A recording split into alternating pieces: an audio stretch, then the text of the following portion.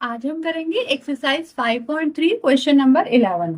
So the question is if the sum of the first n terms of an AP is 4n minus n square. Question काफी lengthy है, तो हम एक एक line को read करते जाते हैं, उसको समझते जाते हैं और उसको यहाँ पर जो जो इन्फॉर्मेशन हमें गिवन है वो हम यहाँ पर नोट डाउन करते जाते हैं, फिर देखते हैं कि आगे हमसे पूछा क्या है। तो अभी फर्स्ट लाइन में क्या बोला है कि if the sum of the first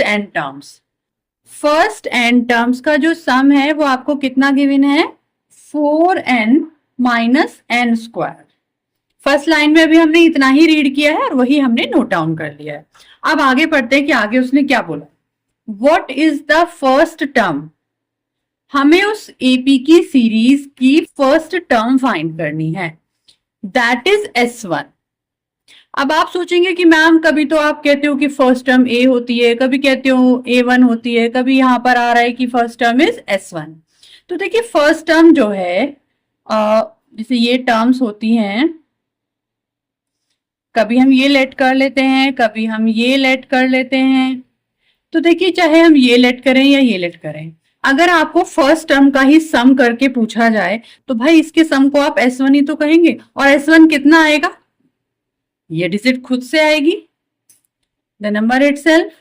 तो जो फर्स्ट टर्म है, अगर हमें फर्स्ट टर्म फाइंड करनी है एस के फॉर्मूले से, सम वाले फॉर्मूले से, तो क्या होगी, हमारी फर्स्ट टर्म S1 के ही इक्वल होती है। और अगर हमें सपोज हमें सेकंड टर्म फाइंड करने के लिए बोला जाए, तो देखिए सेकंड टर्म हम कैसे फाइंड कर सकते हैं। अगर मैं इन दोनों के सम में से, मतलब S2 में से माइनस कर दूं इसका सम, तो मेरी क्या निकल जाएगी, A2, सेकंड टर्म निकल जाएगी। ऐसे ही अगर मुझसे पूछा जाता कि मुझे A3 फाइंड करनी है और हमें गिवन क्या है, अभी तक देखिए हमें A2 A3 कोई टर्म्स अगर हमसे पूछी होती थी तो हमें A plus N minus 1D, हम ऐसा कुछ फॉर्मूला पुट करते थे। बट यहां पर हमें AD ऐसा कुछ भी गिवन नहीं है।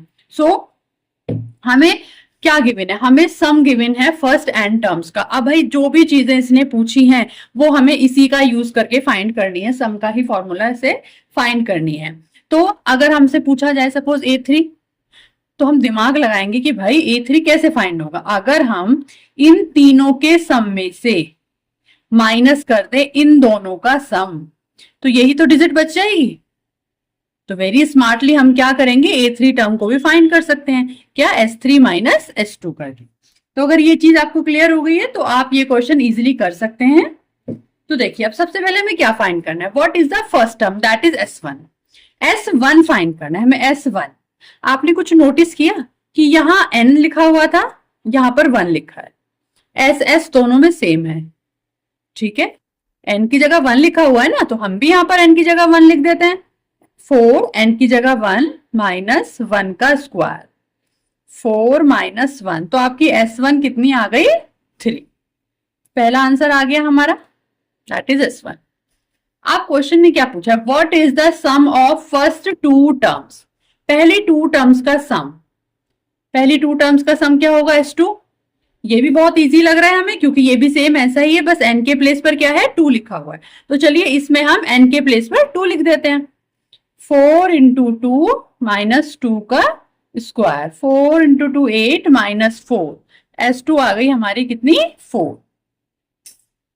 अब हमारा दूसरा आंसर भी फाइंड हो गया। अब हमसे क्या पूछा है, हमसे पूछा है what is the second term, इसकी सेकंड टर्म क्या हो। तो देखिए सेकंड टर्म मैंने कैसे बताया था, अभी बताया था आपको कि सेकंड टर्म अगर आपको फाइंड करनी है तो कैसी होगी, S2 माइनस S1। ये सभी को क्लियर हो जाना चाहिए कि S2 माइनस S1 हमने क्यों लिया है, मैंने स्टार्टिंग में अच्छे से क्लियर किया है, लेकिन फिर भी अगर आपको कोई डाउट है तो कमेंट करके जरूर पूछें, आपके हर कमेंट का रिप्लाई आपको मिलेगा। सो S2 minus S1, S2 is 4 and S1 is 3। तो यहां से हमारी A2 जो सेकेंड टर्म है वो कितनी आई, 1। ओके, अब हमने ये भी आंसर निकाले, what is the second term. अब हमें क्या फाइंड करना है, हमें similarly find the third term. अब हमें थर्ड टर्म फाइंड करनी है। अब ये देखिए कि जब हमने सेकंड टर्म फाइंड की थी तो उसके लिए हमें क्या चीजें चाहिए हुई थी, सेकंड टर्म फाइंड की थी तो हमें S2 और S1 चाहिए थे, और अगर हमें A3 फाइंड करनी होगी तो हमें फिर S3 और S2 दोनों चाहिए। यही तो सीक्वेंस होती है, जो 3 यहाँ लिया है वही 3 हमें यहाँ भी लेना है। लेकिन S2 की वैल्यू तो चलो हम यहां से रख देंगे, बट S3 तो नहीं है ना अभी, तो सबसे पहले तो हमें S3 फाइंड करना होगा। तो ये A3 फाइंड करने से पहले हम S3 फाइंड कर लेते हैं। सो S3 इज S3 इजी है। इसी इक्वेशन में हमें n के प्लेस पर 3 पुट करना है, -3 का स्क्वायर, 4 3 जा 12 -9। तो यहां से हमारा S3 कितना आया, दैट इज 3। अब हमारा S3 फाइंड हो गया है, तो अब हम क्या फाइंड कर सकते हैं, हम फाइंड कर सकते हैं अपना, अब इसको मैं इरेज कर देती हूँ, सभी ने नोट कर लिया होगा। अब हमें अपनी A3 फाइंड करनी थी, तो A3 अब तो हम सिंपली फाइंड कर सकते हैं ना, S3 माइनस S2 करके। तो S3 की वैल्यू रखी हमने 3 एंड S2 की वैल्यू रखी हमने 4। तो यहां से A3 हमारी कितनी निकल के आई, -1। अब हमने ये टर्म भी फाइंड कर दी। अब हमें 10th टर्म फाइंड करनी है, तो पहले हम इसका रफली देख लेते हैं कि भाई S में क्या चाहिए हमें 10th टर्म के लिए। तो देखिए, अगर हमें 10th टर्म फाइंड करनी है, A10 फाइंड करनी है, तो हमें क्या चाहिए, S10 और S9 चाहिए ना। तो हम पहले S10 और S9 फाइंड कर लेते हैं, उसके बाद हम A10 फाइंड करेंगे।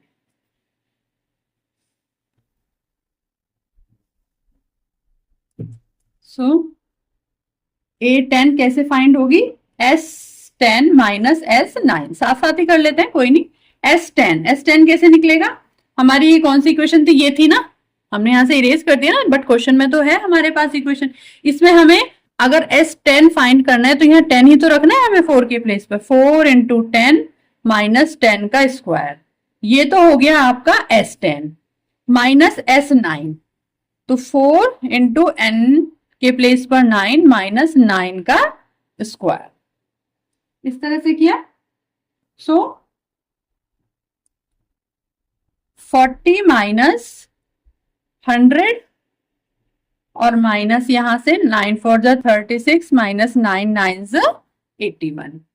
100 माइनस 40 हो गया आपका 60, माइनस का आएगा क्योंकि छोटा नंबर जो है वो पॉजिटिव है, एंड माइनस, और यहां से हमें 81 में से 36 माइनस करना है। 11 माइनस 6 5, 7 माइनस 3 4, माइनस के 45।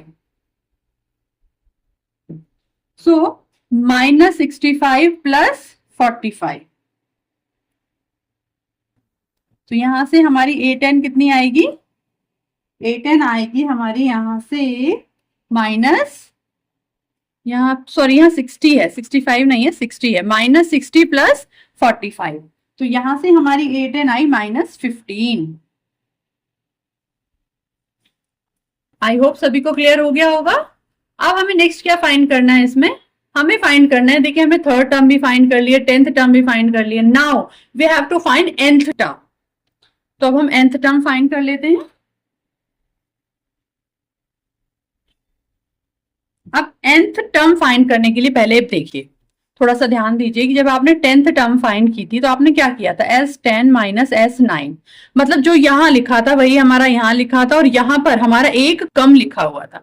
ऐसे ही हमने जब थर्ड टर्म फाइंड की थी तो हमने लिखा था S3 माइनस S2, जो यहां लिखा था वही यहां लिखा था, बट यहां एक कम लिखा था, यहां पर एक कम लिखा होता है। ओके, सो अभी ये चीज हमारी यहां भी यूज होने वाली है जब हमें an टर्म फाइंड करनी है, हमें nth टर्म फाइंड करनी है, तो हमें an फाइंड करना है। तो देखिए क्या होगा इसका फॉर्मूला, s जो यहां होता है वही यहां पर होता है, माइनस s यहां पर क्या होगा, जो यहां लिखा होता है उसमें से 1 माइनस होके लिखा होता है यहां पर, बस ये चीज समझ आनी चाहिए।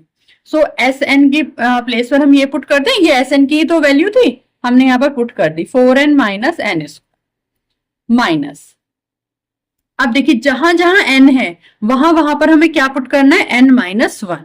4 अपने प्लेस पर रहा, n के प्लेस पर हमने n माइनस 1 पुट किया, माइनस यहां से n माइनस 1 का square, 4n minus n square, minus यहां से 4n माइनस 4 1 जा 4 माइनस, अब ये n माइनस 1 का होल स्क्वायर है, इसको ओपन कर लेते हैं। सो n square plus 1 minus 2n, 4n minus n square 4n minus 4, यहां पर देखिए इसको ओपन कर लें ब्रैकेट को, minus n square minus 1 plus 2n। ये सभी को क्लियर होगा कि जब ब्रैकेट के बाहर माइनस का साइन होता है तो ब्रैकेट ओपन करते हैं तो साइन चेंज हो जाते हैं। तो यहां से क्या बचा, 4n माइनस एन स्क्वायर। अब देखिए अब हमें ये वाला ब्रैकेट भी ओपन करना है, तो फिर से यहाँ पर माइनस का साइन है, तो जब हम इसको ओपन करेंगे तो सभी के साइन चेंज हो जाएंगे। Minus 4n plus 4 plus n square, थोड़ा सा इधर को लिख लेते हैं हम,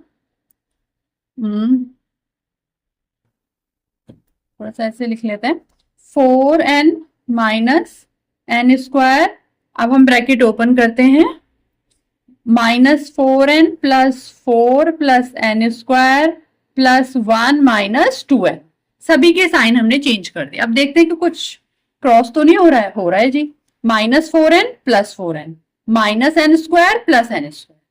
अब जो बचा है उसको हम लिख लेते हैं, यहां से बचा है 4 प्लस 1 यानी कि 5, माइनस यहां से क्या बचा है 2n, बाकी तो और कुछ नहीं बचा है। तो इट मीन्स हमारी जो an टर्म आई वो क्या आएगी, 5 minus 2, and this is the answer. I hope सभी को क्लियर हो गया होगा। फिर भी अगर किसी को कोई डाउट है तो प्लीज कमेंट जरूर करें।